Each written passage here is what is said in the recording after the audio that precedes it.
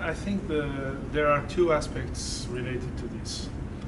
The first, I think we have already came across, which is to understand that there are different understandings of reality, scientific and also non-scientific, that need to be taken into account.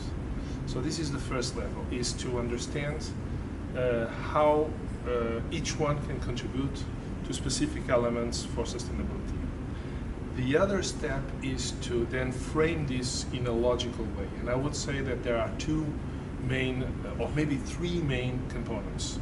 Two scientific and one non-scientific. The two scientific is, first, what is already being done, which is the approach to problems and trying to build solutions for those problems. This is largely what natural and social sciences attempt to do.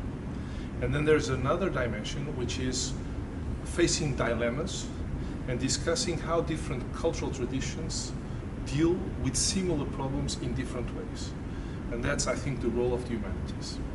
And then there's finally a component which is non-scientific because it's not produced by scholars, but it's the actual knowledge of traditional societies that for ages have been able to cope with changes, with transformations, and to adapt. So we have to use knowledge that has been compiled throughout millennia, in fact, and to take some conclusions on it.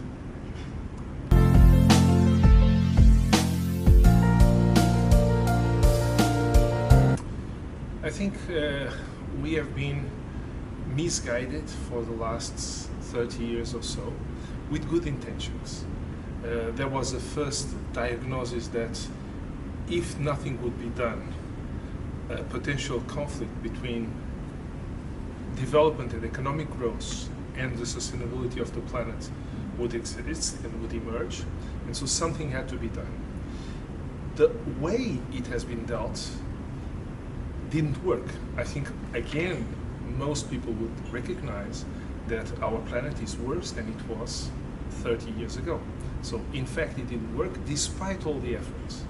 And I think largely for two reasons. One has partially to do with the previous question.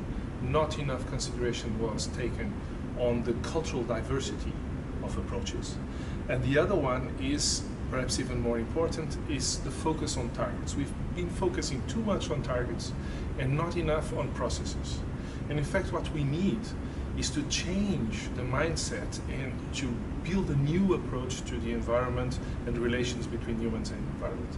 And then have a little bit of trust in the capacity of people to deal with that, providing they are aware of the constraints.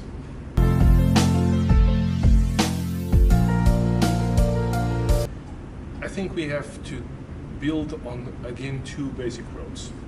One is we have to go in depth in scientific and scholarly research in the disciplines, across disciplines, and with new problems that arise from transdisciplinarity. This is one level.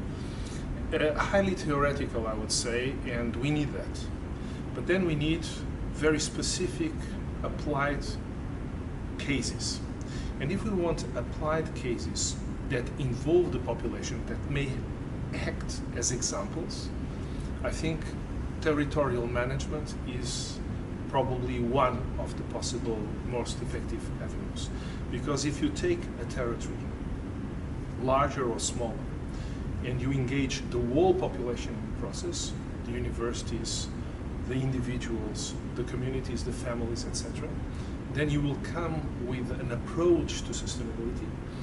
And then you have to combine this with a theory and see what are the common elements, which are the different elements, and provide these examples to society. We've been accumulating too many, I would say, good practices, like if the purpose would be to build a catalog where people could simply go and pick the example that fits their own interests and their own concerns.